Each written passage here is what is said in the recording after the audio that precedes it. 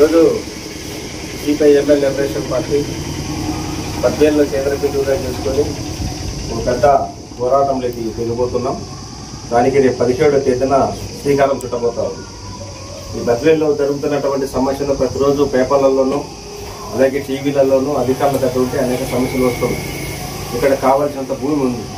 ఈ భూమి అంతా ఎవరి అధీనంలో ఉందన్న విషయం ఇంతవరకు ఎవరికి తెలియదు. అని ఎవరెవరో వచ్చేసి ఇక్కడ భూములు ఆక్రమించుకొని కబ్జాదారులు నశించాలని చెప్పి మాట్లాడుతున్న పరిస్థితి చూస్తూ ఉన్నాం. కాబట్టి లిబరేషన్ పార్టీ భవిష్యత్తులో పెద్ద ఉద్యమాన్ని భూపోరాటంలోకి దిగబోతా ఉంది. దానికోసం 17వ తేదీన రాష్ట్ర కార్యదర్శి ఆధ్వర్యంలో ఒక అజెండాను పెట్టి తీర్మానం కూడా చేయబోతారు. ఈ సందర్భంగా లిబరేషన్ పార్టీ అడుగుతున్నది ఏమిటంటే, తెలుగుదేశం ప్రభుత్వం ఏర్పాటయ్యి ఇప్పటికి దాదాపు సంవత్సరం పూర్తి అయిపోయి 2వ సంవత్సరంలో అడుగుపెట్టినటువంటి పరిస్థితి. ఏదైతే చంద్రబాబు నాయుడు ఎన్నికల మేనిఫెస్టోలో ఇచ్చినటువంటి మేనిఫెస్టో ఉందో ఆ మేనిఫెస్టోలో ఇంతవరకు ఒకటి కూడా ప్రజలకు సంబంధించినటువంటి అంశాలు ఒకటి కూడా అమలు కాని దుస్థితి ఈరోజు మనం కొనసాగుతారు. ఒక గ్యాస్ సిలిండరు సంవత్సరానికి 3 సిలిండర్లు ఇస్తా అన్నాడు, ఇప్పటికి 2 ఇచ్చాడు. మూడో సిలిండర్ కూడా పెండింగ్ ఉన్నది. తల్లికి వందనం 15,000 అన్నాడు, 15,000లో 2,000 కట్ చేశాడు, ఇప్పుడు 13,000. ఈ 13,000 కూడా పూర్తి స్థాయిలో ఎవరికి పడలేదు.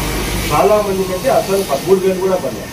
ఈ 13,000లో పడిన వాళ్ళకు కొంతమందికి 6,000 పడింది, 7,000 పడింది, 9,000 కూడా పడింది. 13,000 పూర్తి స్థాయిలో చాలా తక్కువ పర్సెంటేజ్ మందికి 13,000 పడింది.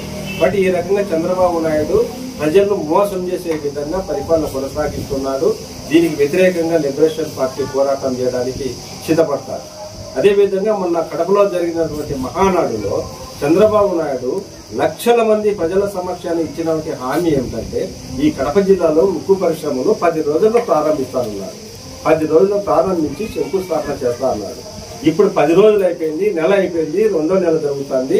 ఆ ఏరియాలో కనీసం ఒక ఈయన పుల్ల నూనె ఎత్తి అవతలేసినట్టు పాపన్న పూల 100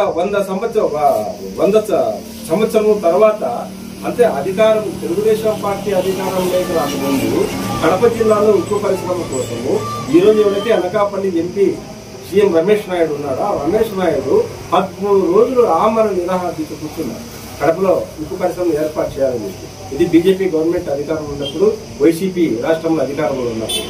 మరి ఆ 13 రోజుల తర్వాత చంద్రబాబు నాయుడు పోయి నరేంద్ర మోడీ దగ్గర హామీ తీసుకొని వచ్చినాడు. అది సంవత్సరాలు గడిచిపోయింది. ఇప్పుడు మళ్ళీ నేను వచ్చి శంకుస్థాపన చేస్తాను. ఆ టైం కూడా దాటిపోయింది. వెంటనే కడపలో స్టీల్ ప్లాంట్ కోసము సిపిఐఎంఎల్ లిబరేషన్ విద్యార్థి సంఘం, యువజన సంఘంతో కలిసి ఒక బలమైన ఉద్యమాన్ని కూడా మేము వెనుకాడబోము. బలమైన ఉద్యమాన్ని నిర్మిస్తాం. ఏదైతే చంద్రబాబు నాయుడు చెప్పి ఉన్నాడో ఆ చెప్పినటువంటి అంశాలన్నింటినీ కూడా, హామీలన్నింటినీ కూడా నెరవేర్చాల్సినటువంటి అవసరం ఉంది. తల్లికి వందనం 100% ఇవ్వాల్సిందే. అన్కండిషనల్ గా ఇస్తా అన్నాడు, అన్కండిషనల్ గానే ఇవ్వాలి. ఇంట్లో ఎంతమంది ఉంటే అందరికి ఇస్తా అన్నాడు, అందరికి ఇవ్వాల్సి ఉంది. ఇంకా ఓపిక ఉంటే ఎంతమంది అయినా కనమన్నాడు. కానీ శక్తి లేదు కాబట్టి ఆ ఉన్న వాళ్ళకి ఇవ్వమని మనం విజ్ఞప్తి చేస్తాము. తర్వాత ప్రతి మహిళకు నెలకు 1,500 రూపాయలు ఇస్తా అన్నాడు. అది కూడా అన్కండిషనల్. మహిళ అయితే చాలు 1,500 తీసుకొని అన్నాడు. అది కూడా లేదు. ఉచిత బస్సు అన్నాడు. దాని నామరూపాలు ఎక్కడైనా కనిపించలే. నిన్ననే రాష్ట్ర కేబినెట్ సమావేశం వచ్చింది. రాష్ట్ర కేబినెట్ సమావేశంలో ఎంతసేపు ఉన్నా కూడా పోలవరం గురించి చర్చ జరిగింది. అమరావతిలో ఉన్నటువంటి ఆ రాజధాని చుట్టే చర్చ జరిగింది. మొత్తం అక్కడ ఉన్నటువంటి అపార్ట్మెంట్లు, అక్కడ ఉన్నటువంటి పార్కులు, అక్కడ ఉన్నటువంటి ఆ రోడ్లు వెడల్పులు, దీనిపైన జరిగింది. మొత్తం డబ్బంతా దానికే ఖర్చు పెట్టే ప్రయత్నం కూడా చేస్తా ఉన్నాడు. దానివల్ల ఈ రాష్ట్రానికి ఒరిగేది ఏమీ లేదు, ప్రజలకు ఒరిగేది ఏమీ లేదు. కాబట్టి వెంటనే అభివృద్ధి వికేంద్రీకరణ చుడతాము. 2 నెలలు ఓపిక పట్టాము. 2 నెలలు టైం అయిపోయింది. ఇంతవరకు దానిపైన ఏం స్పందన లేదు. కానీ వెంటనే చంద్రబాబు నాయుడు స్పందించాలని చెప్పి లిబరేషన్ పార్టీ డిమాండ్ చేస్తారు.